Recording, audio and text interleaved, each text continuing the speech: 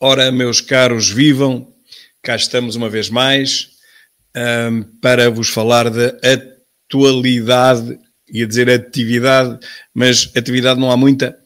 O Governo vai tomar posse hoje, mas já lá iremos. Vamos falar da atualidade, algumas coisas que aconteceram nos últimos dias, a começar por esta fotografia do nosso grupo de 60 deputados que tomamos posse no dia 3, anteontem. Realmente já causámos sensação.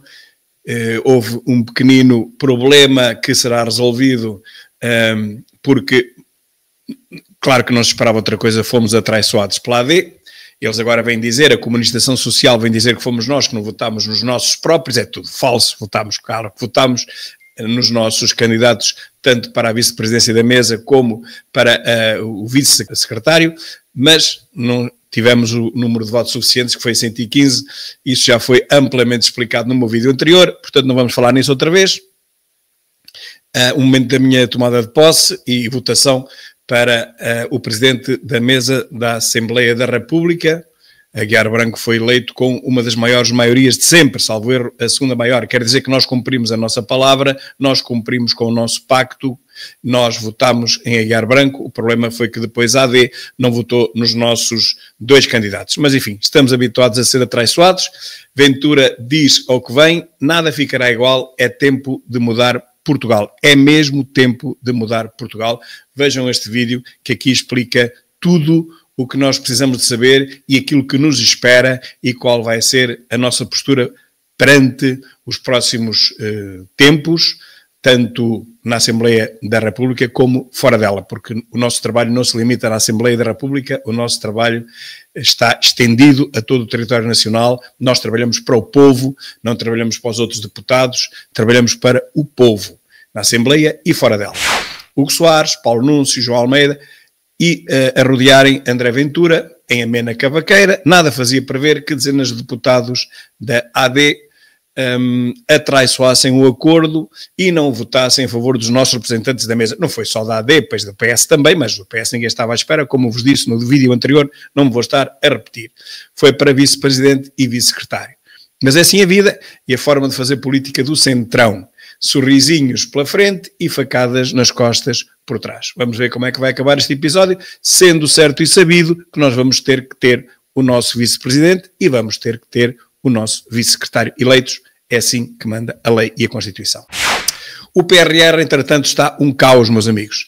24 projetos parados, mais 16 também praticamente parados e fora de prazo, tudo completamente fora de prazo. É praticamente impossível que estejam concluídos a tempo de se receber o carcanhol. Portanto, sobretudo, vejam bem, nas áreas da habitação e da saúde, as áreas primordiais, as áreas fundamentais, aquelas que estão mais atrasadas neste país. Este país atrasado há 50 anos pelo centrão, pelo socialismo, mas agora que recebemos esta bazuca, por algum motivo António Costa se pôs a andar também quando percebeu que nunca na vida iria ter os projetos e a bazuca a tempo e horas. Portanto nós vamos ter que fazer o seguinte, ou não recebemos mais de metade daquilo que nos prometeram, ou vamos até inclusivamente ter que devolver grande parte do pouco que já recebemos. Somos completamente incapazes. Sob estes governos do PS e do PSD, temos sido, e aqui está a prova mais uma vez, incapazes de sequer fazer as obras necessárias, as remodelações necessárias, os projetos necessários para receber o dinheiro que nos dão de borla. O dinheiro que os contribuintes europeus que trabalham em países desenvolvidos nos dão como esmola a nós, pobres portugueses, empobrecidos pelo centrão desde 1974, 75 até à data de hoje. Dão-nos 50 mil milhões e nós, porventura, nem 15 mil milhões conseguiremos produzir para podermos receber esse dinheiro. É inacreditável, o dinheiro é-nos dado, não é emprestado, é dado a fundo perdido e nós nem isso sabemos utilizar. Meus caros, com governos destes, nós realmente não precisamos nem de Covides, nem de guerras na Rússia e na Ucrânia, não precisamos nada. Basta este governo e estes dois governos anteriores para serem o maior cataclismo que alguma vez aconteceu a este país. O povo está a acordar, Os resultados das eleições aqui estão, mas calma, que isto vai ser bastante melhor para o Chega, mas infelizmente bastante pior para Portugal, porque está aqui provado que nem António Costa, nem Luís Montenegro conseguem implementar os projetos referentes à bazuca que nos foi prometida de 50 e tal mil milhões de euros. 50 e tal mil milhões de euros, não vamos receber nem um quinto disso. Olhem, apareceu-me isto há 4 anos, em 4 de junho de 2021, Vasco Gonçalves, o comunista, a fazer a saudação que os atrasados dos jornaleiros de extrema esquerda socialista adoram. Isto foi escrito por mim há 4 anos. Porque quando apanham André Ventura a fazer assim à população, dizem que param um frame ali no meio e dizem que é fascista, que é saudação fascista. O Expresso disse isso já várias vezes e de vez em quando aparece essa mesma fotografia de André Ventura a acenar e depois param ali e dizem que é saudação fascista. Pois bem, então será que o camarada comunista Vasco Gonçalves, tão do agrado dos últimos 3 deputados comunistas da Europa, que são os 3 em Portugal, também era fascista, o Vasco Gonçalves, seus jornalecos escardoidos do Express Zero Express? E fez ontem, meus caros amigos, fez ontem anos. Fez ontem anos, foi em 1989, portanto fez ontem 36 anos que ocorreu o massacre na praça de Tiananmen, portanto a praça da Paz Celestial, o massacre comunista de jovens nessa praça em Pequim, na China. Milhares desapareceram, milhares de manifestantes não se sabe deles, uns morreram, outros desapareceram, além de milhares de feridos pelo Partido Comunista Chinês e pelo seu Exército Vermelho do Povo, segundo a Cruz Vermelha Chinesa. Pois fez ontem, então, 36 anos, ninguém fala nisto, e hoje a China, para além de ser considerada, branqueada, completamente branqueada, a sua ditadura completamente branqueada, ninguém fala nisso, e ainda por cima é considerado um dos nossos parceiros fundamentais da Europa, desta Europa comandada por bonecos, em vez de ser por políticos. A grande democracia chinesa, diante da qual se ajoelha toda a Europa woke, vergonha de politecos europeus. E, por falar em China, a engenharia mecânica é o futuro. As energias renováveis fazem parte da engenharia mecânica. E pouco se fala disto no Parlamento. Eu espero que este ano se fale um pouco mais de tecnologia, de engenharia mecânica, porque isso é o nosso futuro. Vejam aqui como são reparadas as estradas, um pouco por toda a Europa. Eu penso que isto aqui que é até na Suíça, mas há já em vários países, ninguém para o trânsito. Durante a noite é implementada uma ponte, a ponte é erguida, os trabalhadores trabalham por baixo e os carros passam por cima. Isto é que é engenharia, isto é que é tecnologia, não há paragem de trânsito. E aqui em Portugal nós estamos a milhões de anos-luz desta tecnologia. Eu espero que, enfim, como acabamos por importar tudo com muito atraso, esperamos que consigamos importar estas soluções inteligentes de engenharia o mais depressa possível, porque o que nós vemos é obras a durarem meses e meses e às vezes anos. Por exemplo, na IP3, a IP3 está sempre em obras e o trânsito está sempre ali a ser engarrafado. É uma vergonha, são milhões de horas que se perdem, quando uma solução destas seria rápida se fosse implementada em Portugal. Mas há mais. Já que estamos a falar de tecnologia, aqui está a China, com as maravilhas arquitetónicas, não é? Coisas inacreditáveis que nós nem sequer imaginamos já estão a funcionar na China neste momento. É o que eu digo, a China vai ser a dona do mundo. Tecnologicamente já ninguém mais a ultrapassará. Mas o problema é que aquilo é uma ditadura. E, portanto, meus caros, nós não podemos tratar as ditaduras como tratamos as democracias. Não nos podemos relacionar com ditadores da mesma forma que nos relacionamos com democratas. Portanto, alguma coisa tem que se fazer. Em termos da Europa, Portugal é uma formiga, mas em termos da Europa, alguma mudança de comportamento terá que ser feita, porque não se admite que a Europa democrática, as mais antigas democracias do mundo, continuem a ajoelhar perante um colosso tecnológico destes. Isto é inacreditável. Não podemos continuar a tratar a China como se fosse uma democracia, porque não é. Mas vejam as maravilhas tecnológicas que já estão a funcionar nesse país ditatorial.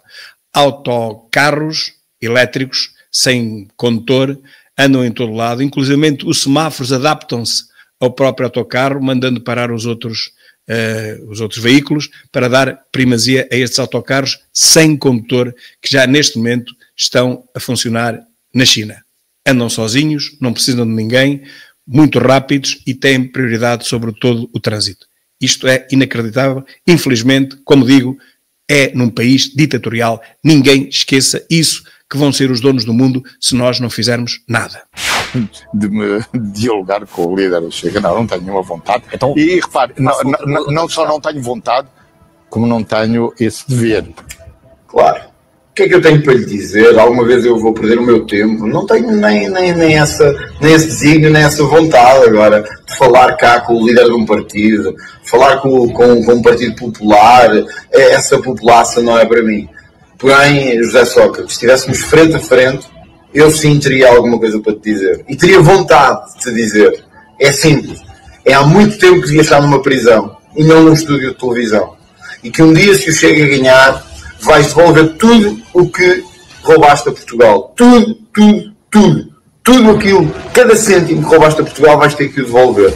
Porque isto não é uma brincadeira. E a vida das pessoas não é uma brincadeira. E este país não é uma andota. Pois estás a ver? Eu tinha muito para te dizer, cara a cara, se esse momento acontecer. E está tudo dito, meus caros. Isto é que é coragem. Depois dizem que ele que está mais mole. Olha, quem não está mais mole, pelo contrário, apesar de toda a campanha, toda a propaganda da comunistação social tuga, dos jornalecos, opinecos, comentecos, todos os entrevistecos, é esta. É que, diz a própria Unicef, que é destacar, Unicef sublinha que Milei tirou 1,7 milhões de crianças da pobreza. Atenção que isto é uma publicação do Jornal Económico, não é nenhuma fake news. Milei tirou 1,7 milhões de crianças da pobreza e temos os jornalecos portugueses, os comentecos e os opinecos, todos a dizerem que ele é uma fraude e que está a destruir o país. Não está a destruir país nenhum. Javier Milei procura na Argentina e está a dar frutos. O que ele procura? A pobreza está em queda, tanto a nível geral como entre os mais jovens. Está lá escrito, de tal forma que mereceu destaque por parte de um responsável da Unicef. O que eu digo é o seguinte: a esquerdofilia é que não gosta nada disto. Que se tirem milhões de pobreza, milhões de crianças da pobreza, porque se tiramos milhões da pobreza, a esquerda fica sem clientes. E esta? Se tivesse um talento de poção mágica, que truque faria e a quem? Eventualmente para fazer desaparecer os 50 deputados do Chega da Assembleia da República. Nem Marina Mortágua pode acreditar naquilo que diz.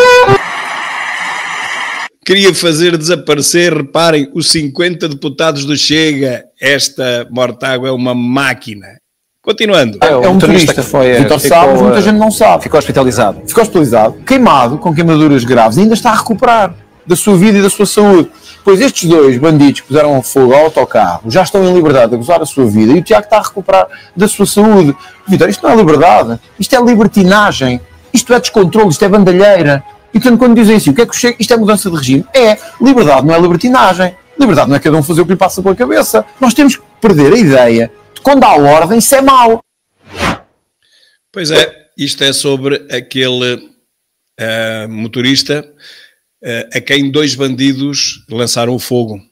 E esses já estão em liberdade e o motorista continua todo queimado com queimaduras do segundo e do terceiro grau, que nunca mais ficará como era antes. Entretanto, os dois bandidos já foram libertados. É libertinagem. E agora, uma coisa que eu nunca imaginei ouvir num canal de televisão português. Selvageria pura. E o que fizeram a veículos onde estavam mulheres, as mulheres não podem ser em segurança em Paris. Este multiculturalismo de Paris e de França faz-nos que pensar, tem que se repensar estas sociedades. Reparem que a maior parte, ou a quase totalidade das pessoas que aparecem nestas imagens, aparentemente não serão franceses de raiz. A maior parte são imigrantes do norte da África ou islâmicos. É uma perfeita barbaridade o que aqui se fez. Bem, ele disse isto em Portugal. Eu não sei como é que isto foi possível. Eu sei que, e digo aqui, eu sei que ninguém acredita que isto passou, mesmo num canal português, que foi na NAU. Agora fixem bem a face deste comentador, porque nunca mais o vão ver na vida nas televisões. Lá está, se fosse na China ou na Rússia, nunca mais o iam ver na mesma. Portanto, prestem atenção, vão ver a minha página do Facebook, a entrevista completa aqui, só posso pôr um bocadinho. Lembro que o Paris Saint-Germain ganhou pela primeira vez na história o título de Liga dos Campeões. Devia ser um momento de festa, um momento de união, mas como sabemos, quer haja, quer vitória, quer derrotas, em França é sempre catalisador para estes momentos de destruição total. Vejam o resto que vale a pena. Um comentador destes numa televisão portuguesa, suspeito que nunca mais o vou ver. E, notícia já de hoje, que vergonha para aqueles que votaram nele. Sabem que fizeram mal. Isto e muito mais é o que Musk agora pensa de Trump. Cá temos nós o quê? Cá temos nós o quê? Cá temos nós a CNN na sua campanha anti-Trump e anti-Musk. A vergonha é isto. A vergonha é este jornaliquismo, porque não foi nada disto o que se passou. Isto é tudo uma má interpretação, mas intencional, daquilo que aconteceu ontem. Isto é jornalixo e desinformação total. Mas podem continuar, como eu digo, só os fanáticos esquerdoides do socialismo, com U, ainda consomem a vossa propaganda anti-Trump. A propósito, como é que está a Bolsa dos Estados Unidos hoje? Pois é, essa parte não dizem. Enquanto ela baixou, na sequência daquelas medidas, das tarifas e tal, baixou ali durante 2 ou 3 dias, diziam que era o cataclismo, que era pior que 1929, que era um crash mundial, que o mundo ia acabar. Agora que está mais alta do que nunca, nem uma palavrinha, nem da CNN, nem da SIC, nada. Nada destas televisões da propaganda anti-Trump e anti-Musk. Eu não sei porquê, mas a verdade é esta. Esta propaganda só nos faz bem a nós. Continuem, pois, a tentar enganar o povo, porque o povo já não se deixa enganar pelo jornalequismo, pelos opinéculos, jornalecos, comentecos e entrevistecos. Não deixa. A grande entrevista de ontem, meus caros, foi uma das melhores entrevistas de André Ventura. Só não digo que foi a melhor porque eu já vi tantas e são quase todas tão boas, e todas elas são muito boas, mas é claro que há algumas em que ele se excede a si próprio, ou pelo menos excede as nossas expectativas.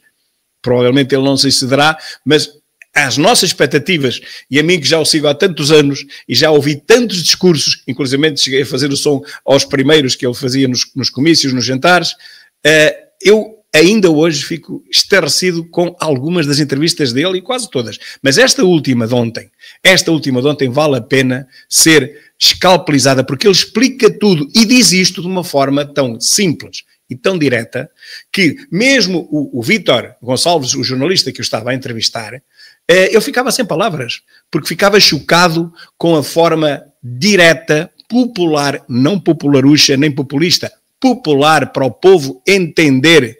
O populismo é o oposto do elitismo. E o que os jornalecos portugueses gostam é das elites. Gostam de prestar vassalagem às elites. Gostam de se ajoelhar perante o poder. Mas isso é com eles. Nós não temos nada a ver com esse tipo de jornalixo.